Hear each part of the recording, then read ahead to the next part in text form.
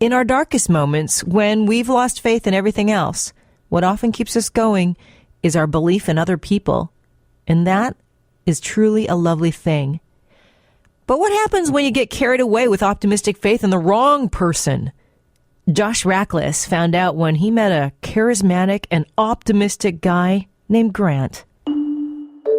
Grant was an imposing figure. He was a really big, strong, muscular guy with a crew cut. Seemed like an army type. And when he saw me, he's like, "Hey, I recognize you." Because he didn't go to my high school, but he claimed that he visited the high school and recognized me from visiting it. I'm like, okay. And he mentioned some of the names of the really cute girls in my high school, and he's like, "Oh, and I'm sure you dated them too."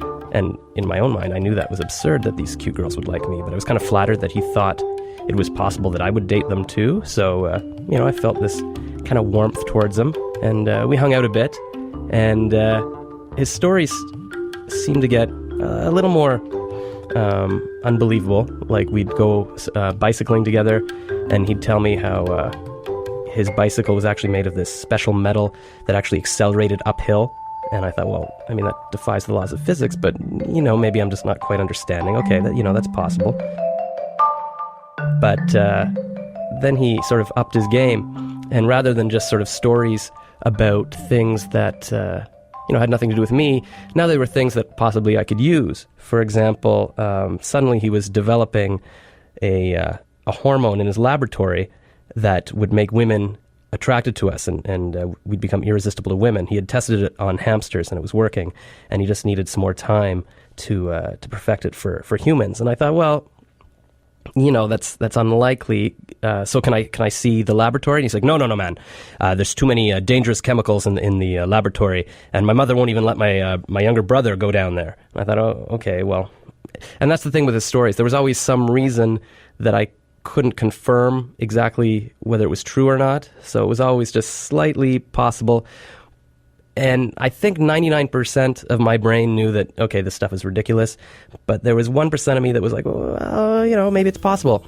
And that 1% of, optimistic hope gave me the hope that maybe my life could be better. Because if all this stuff wasn't true, then my life would just keep going the same boring path that it was already going down. So this gave me hope that I was going to have this really exciting life.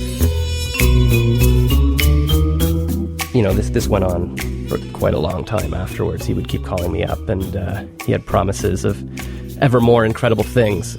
What sort of made it all come crashing down is when it became more personal. Like, he started calling my house when I was back home and bothering my parents, and I would get a note from my parents saying, "Grant called, 6 p.m., and then it would say 7 p.m., and then 8 p.m., and then he's an idiot. So he was starting to annoy my parents, and I came home once, and he was sitting on the couch talking to my grandmother, and I thought, well, this is getting out of hand. So I guess my optimism never died. It was just my love of my family that trumped my lunacy. There was never a point where I didn't have a little bit of hope that this stuff was true. So I think optimism can be a very powerful thing, because it gives you the power to deny what seems to be the truth. And I think the whole encounter, it hasn't really muted my optimism, and I think it's all tied into sort of who I am in terms of my personality. I prefer things where I don't know how it's going to turn out, and even if it's going to turn out badly, or it could turn out very badly, I prefer that to knowing things are just going to turn out in a certain way. Like, I prefer the unknown. I find that exciting. I would say that I'm an eternal optimist. Some people would say I'm a gullible fool, but I'm optimistic that that's not the case.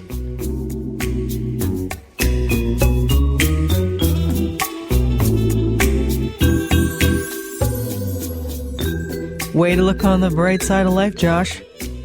And as a footnote to his story, Josh Rachlis has written a one-man play about Grant.